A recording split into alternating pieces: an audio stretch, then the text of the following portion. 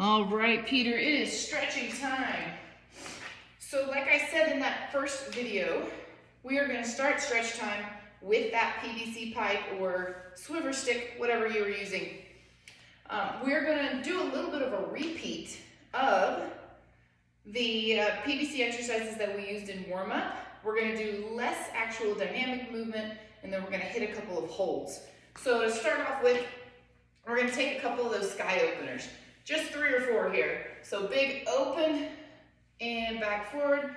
Remember, we talked about keeping the abs nice and tight so that we're not arching through the low back. One more. Now we're going to take that PVC pipe and drive it all the way down the front of the legs, keeping the back as straight as you can. We should not feel a low back stretch. You should feel hamstring and possibly calf. All the way up and roll it forward again. Up, 2 more. Roll it down the front of the legs. Up, 1 more. All right, back towards me. We're taking that circle all the way back again. So over as far as you can and back. Over and back. 2 more. Big reach and back. Last one. Big reach and back. Give me a couple of those horizontal rotations again. Cross the middle. Remember to let the feet move, the heels come up, rotating through the spine. Now we're going to keep this motion going, but remember how we did that diagonal? We're going to let the arms start rotating higher so that they come up over the head. Don't worry too much about what your bottom arm is doing. Just think about that top arm going over, trying to reach back.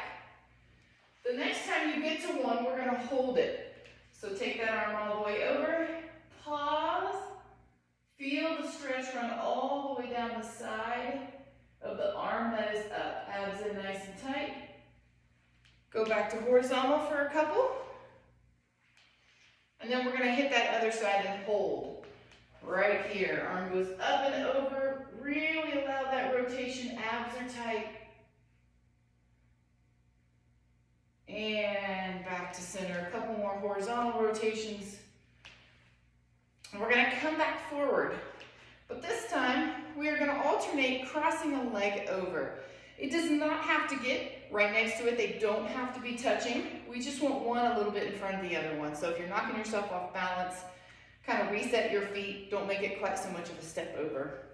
From here, we're going to take that same stretch forward. So now what you should feel is one leg has a little bit more stretch than the other, and your stretch may have moved a little bit. On my back leg, I feel more of an IT band stretch now, so a little bit more through the side. My front leg feels a little bit more hamstring, and my back leg feels more calf, so it's a little bit of everything. One more time, hold. And we're going to come up and switch sides. And let it go down. And back up. 2 more. Pause and hold. Back to center. 1 more. Roll it down. All right, back to that upper body again. We're going to do a couple circles. So on our circle, one arm is going to stay down by your side. The other arm is going to come all the way around the head and keep going until it ends up back behind. Then it's going to be the other arm's turn. So now my right arm just landed by my side. It's going to stay there, and my left one is going to come over my head. So we'll stay on that side to make it easier. Left arm all the way around, down to the side. Right arm finishes the circle. One more time. Left and right. Then we're going to switch directions. My right circles, then my left.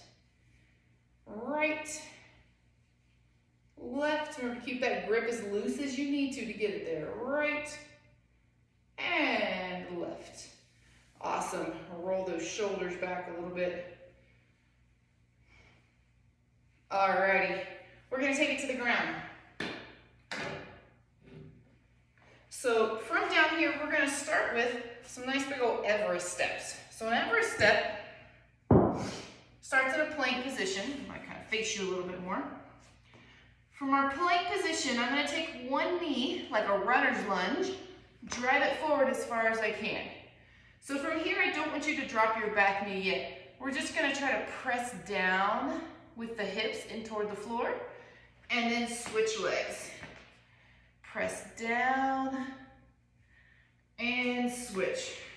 We're gonna do 2 more on each side. We'll hold the last one. So this is number 2. Good. One more time. This one we're gonna hold. So go ahead and let your back knee drop. Take your front arm and press your knee out to the side. So now we're not just feeling through the back of the front leg. We're not just feeling the hip flexor in the back. We've added in a little bit of a hip opening stretch. So through the hip joint itself or the outside of the glute, you want to feel a little bit of a nice gentle pull. I'm going to give it about 5 more seconds here. 4, 3, 2, 1. We're going to switch legs. When you get that foot where you want it, then drop that back knee. Go ahead and bring that arm up and press out on that knee. Excellent. Feel that hip opening up. A lot of time our low back pain is not necessarily just caused by low back tightness. A lot of times it's tightness through the hips and tightness through our hip flexor. So it's kind of the whole hip complex together all adds into that low back. So we want to make sure that we are stretching out every movement that happens through that hip area. All right, so now I want you to flip over to your back. And we're going to take a figure 4 stretch. So again, focusing a little bit of inner thigh, but also a little bit through that hip region. So one foot stays on the ground. You're going to take the other leg and cross it over. So before you even pick up your legs, I want you to take your hand and press the knee that's in the air away. If you're super tight, you will instantly feel through the crease of your hip a stretch. Just make that feel good for a minute. Then we're going to release that leg. Take both arms and reach through. We're going to grab behind the leg that was on the ground. You can leave your head on the ground for this one, and you're gently trying to pull your legs into your body. Now, depending upon where you are tight, you may feel this in many different places. If you're super tight in your inner thigh, you're going to feel this on the inside of the leg that you've pulled in. If you're super tight in your hip, you're going to feel this across that crease on the outside. If you're super tight in your hamstring, you may feel it coming right up through the back.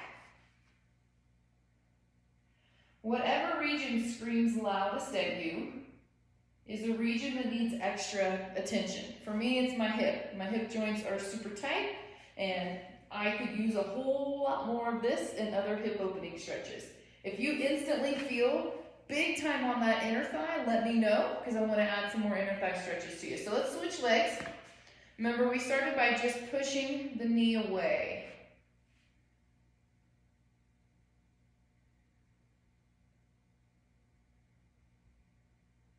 Good, holding right there. Try to pay attention to any difference that you feel from the other side.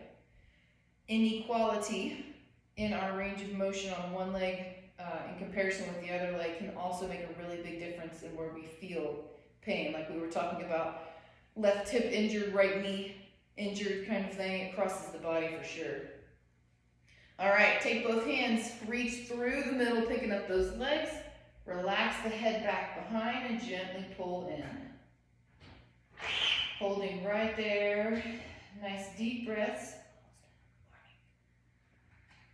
Just give it about 10 more seconds, allowing the muscles to relax and stretch.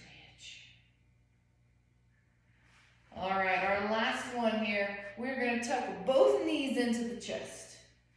Hug them in as tight as you can. Try to start with a nice flat back, almost like you're trying to just bring your knees into your chest, forcing your tailbone to stay down as much as possible. Obviously it's in the air, but I don't want you to think about curling it, curling it up just yet. Rock it side to side a little bit. Now I want you to think about tucking the chin into your chest and allowing that low back to round a little bit more and rolling around.